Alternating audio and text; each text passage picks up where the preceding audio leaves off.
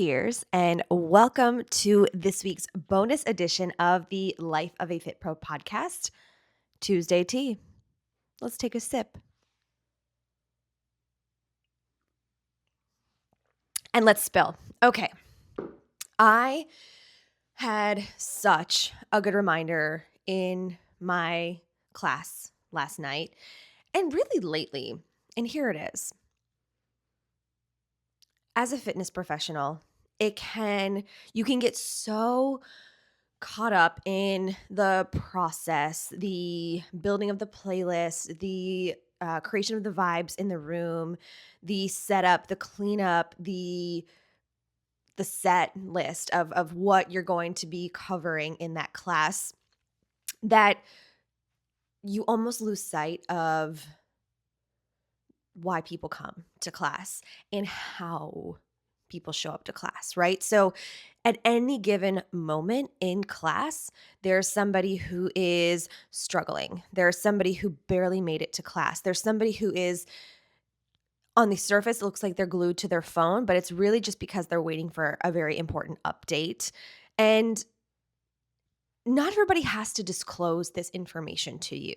It's I've always taken it as it's like I'm honored if you share something with me. And for my own self care as a fitness professional, and if you're a fit pro, oh my heck, listen up.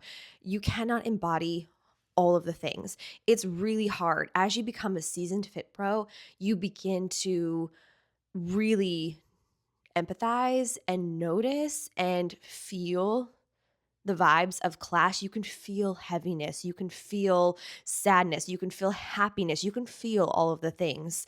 And it can become very easy to get lost in those feelings and forget where you end and they begin and vice versa. And for your own self-care as a fit pro, you have to let those go.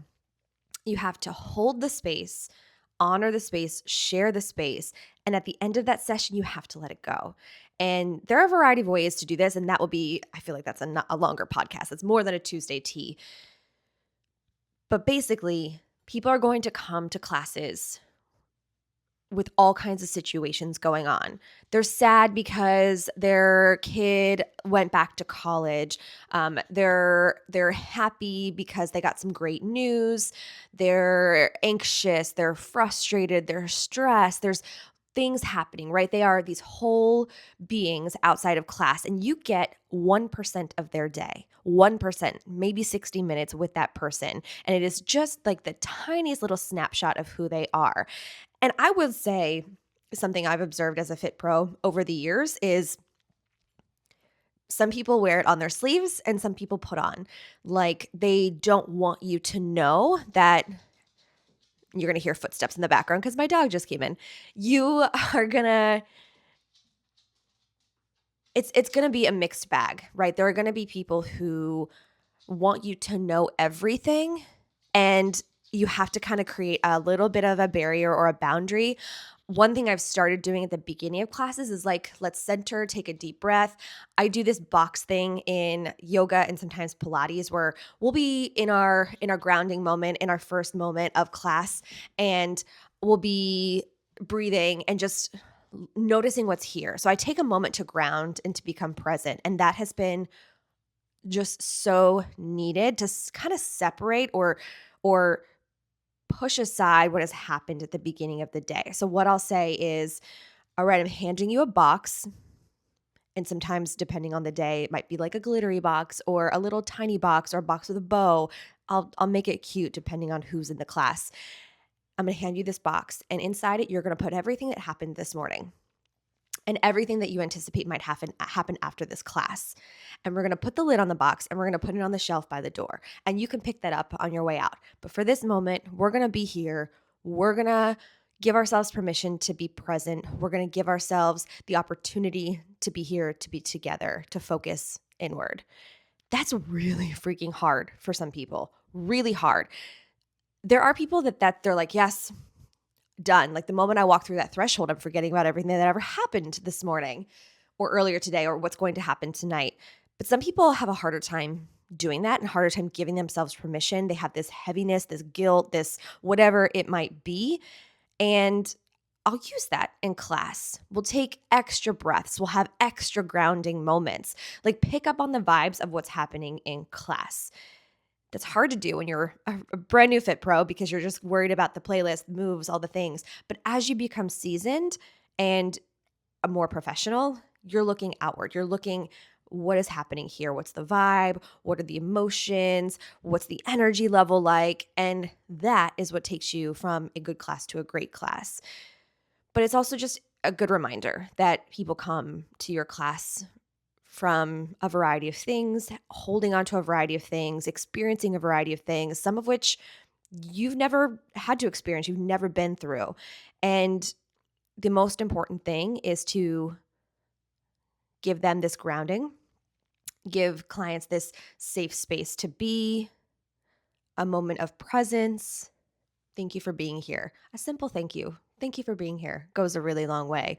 And allowing them to, giving them permission to give themselves permission to be here, to enjoy this moment and use whatever has happened throughout the day or the weekend before or the week before, use it as fuel for the class.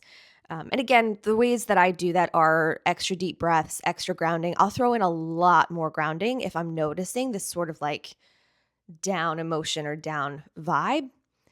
I love to challenge. I love to challenge people in my classes, especially because we've had members that have been coming for quite some time. Like I want to make sure you're getting something great out of the class. But even the people who are the most seasoned clients, even the people that have the most flexibility or the most strength or the most whatever, even they need a break sometimes too, right? So it's important to remember that. So if I'm coming at you to challenge you, you're allowed to say no. You're allowed to say no. Now, I'll read the vibes and I'll be like, "No, I think you're just trying to avoid it."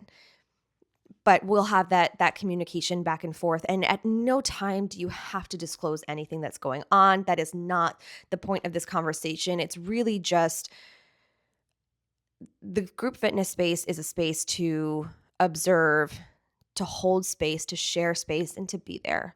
And I think that's the best part of it all, right? We're not your therapist.